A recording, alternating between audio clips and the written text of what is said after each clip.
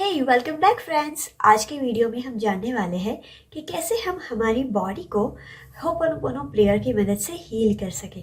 So are you all ready and excited to learn about how to heal any of our challenges which we are going through in our health by using magical prayer which is called Ho'oponopono prayer. So friends, myself Pooja, I am a life coach and healer and I am helping people to manifest their dream life and heal themselves. So आज की video में हम सबसे पहले ये सीखने से पहले ये जानते हैं कि हमारे बॉडी में किसी भी बॉडी ऑर्गन में कोई ना कोई हेल्थ चैलेंजेस आता कैसे है।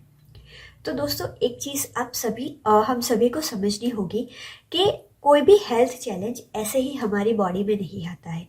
हेल्थ चैलेंज पहले इमोशनली हमारे बॉडी में एनर्जी बॉडी में आता है और उसके बाद वो फिजिकल बॉडी में मैनिफेस्ट होता है।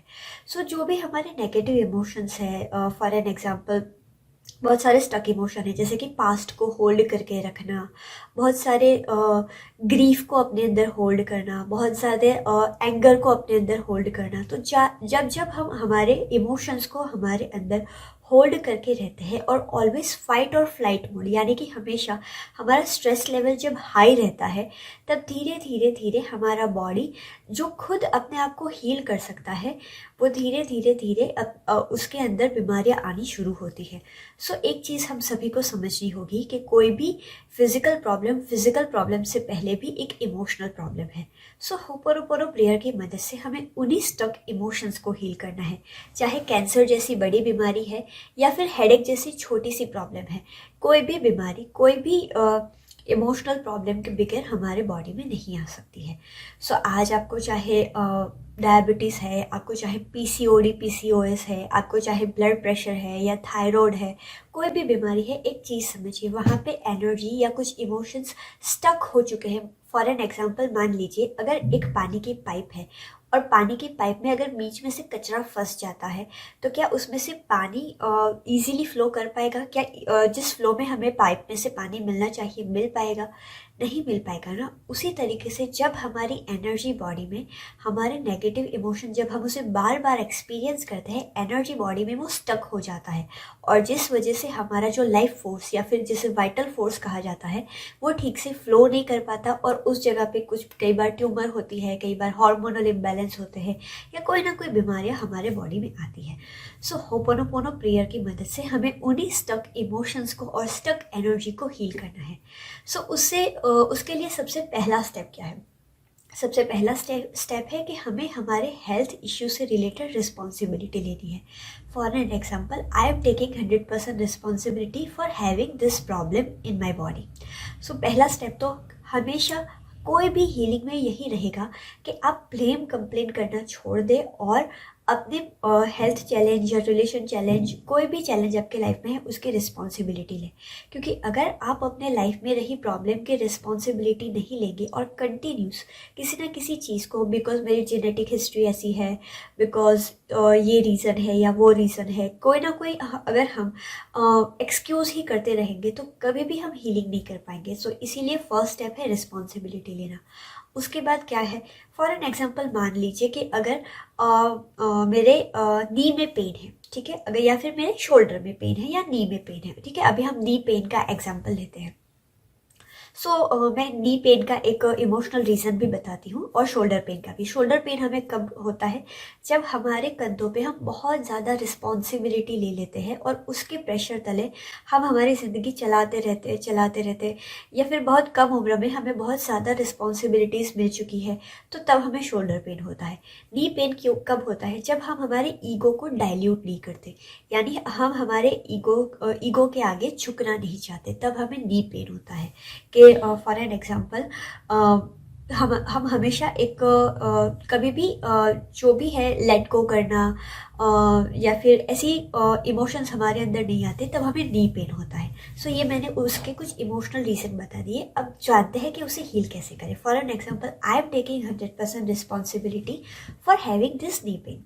और उसके बाद क्या करना है, अपनी नी पे हाथ रखकर प्यार से, जैसे आप अपनी नी से बात कर रहे हैं उस तरीके से प्यार से अपनी नी को सहलाते हो, जैसे आप उस नी पे प्यार से ऐसे हाथ घुमा रहे हैं। फॉर एन एग्जांपल, अगर आपका बच्चा कभी बीमार हो जाए तो आप कितने प्यार से उसके सिर को सहलाते हैं, प्यार से उसके सिर पे हाथ रख के उसका सिर दबाते हैं या उसे प्यार से सहलाते हैं, बस उसी तरीके से मान लो आपका बॉडी अभी आपका बच्चा है और जिसे आपको प्यार से सहलाना है, ठीक है। तो प्यार से अपने नी को देखते हुए, I am so sorry my dear knee for not taking proper care of you, please forgive me, I am not allowing myself to move forward or even let go. Thank you so much. You are still supporting me to walk. I love you, my dear Nee, the way you are. I am sorry if consciously or unconsciously I am holding some negative emotion inside of me. Please forgive me. Now I am completely ready to release all this negativity from my knee. Thank you so much, dear knee, for serving me. I love you, my dear knee, the way you are. I am sorry. Please forgive me. Thank you. I love you. तो इस तरीके से, इसी तरीके से chanting आपको 108 time करनी है। और आप मानेंगे नहीं कि 108 टाइम चैंटिंग करने के बाद आपको सीरियसली ऐसा फील होगा कि आपका पेन कम हो चुका है। या फिर अगर किसी को ब्लड प्रेशर या डायबिटीज़ है तो उसके लिए आई am taking 100% responsibility for having normal blood sugar level, for my normal blood sugar level, कि जहाँ पे मैं रिस्पॉन्सिबिलिटी ले रही हूँ मेरे ब्लड शुगर लेवल को नॉर्मल बनाने के लिए। मेरे डायबिटीज़ के लिए मुझे रिस्पॉन्सिबिलिटी नहीं लेनी है, मुझे अपना ब्लड शुगर लेवल नॉर्मल करना है। So I am taking 100% responsibility for my normal blood sugar level and now I am ready to heal myself. तो इस तरीके से अगर आपको थायराइड इशू है, I am taking 100% responsibility for my normal thyroid level, I am taking 100% responsibility for my normal blood pressure.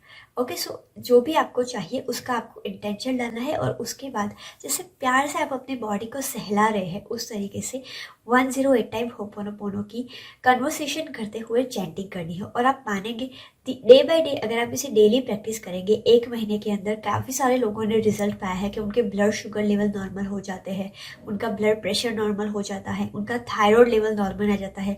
और मैं अपने ही एक क्लाइंट की स्टोरी बताऊंगी। उन्हें 10 साल से PCOS था और 10 साल से उन्हें पीरियड्स आने के लिए बहुत ही ज़्यादा दिक्कतें हो रही थी कि रेगुलर पीरियड्स नहीं आ रहे। और जब से उन्होंने होपोनोपोनो प्रेयर मेरे साथ प्रैक्टिस करना शुरू किया, सिर्फ विद इन ऑलमोस्ट 15 दिन लगे होंगे और 15 दिनों में ही उन्हें पहली बार 10 सालों में नॉर्मल पीरियड फ्लो आया और एज वेल एज उनके वो पीरियड्स ऑलमोस्ट 6-7 दिन तक आते रहे। और उन्होंने मुझे बताया कि पहली बार मेरा इतने रेगुलर पीरियड्स आए हैं और उसके बाद एवरी सिंगल मंथ उनके पीरियड्स नॉर्मल हो गए। सो दोस्तों, ये बहुत ही पावरफुल प्रेयर है। आपको सिर्फ फेथ रखनी है और इसे प्रैक्टिस करना है। कब तक प्रैक्टिस करना है? जब तक आपको आपका मनचाहा रिजल्ट ना मिल जाए, क्योंकि जब तक रिजल्ट ना मिले हमें रुकना नहीं है, प्रैक्टिस करते रहना है। और अगर आप हमारे आने वाले फ्री मास्टर क्लास को ज्वाइन करना चाहते हैं तो नीचे व्हाट्सएप कम्युनिटी का लिंक दिया गया है, जल्दी से उसे ज्वाइन कर लीजिए और हमारे आने वाले फ्री मास्टर क्लास को ज्वाइन करके अपनी मैनिफेस्टेशन जर्नी स्टार्ट कर लीजिए। इस वीडियो को ज़रूर लाइक करें, अपने 3 दोस्तों के साथ ज़रूर शेयर करें जिन्हें कोई ना कोई हेल्थ चैलेंज है, और ज़रूर हमारे चैनल को सब्सक्राइब करें। Thank you so much for watching this video. Thank you.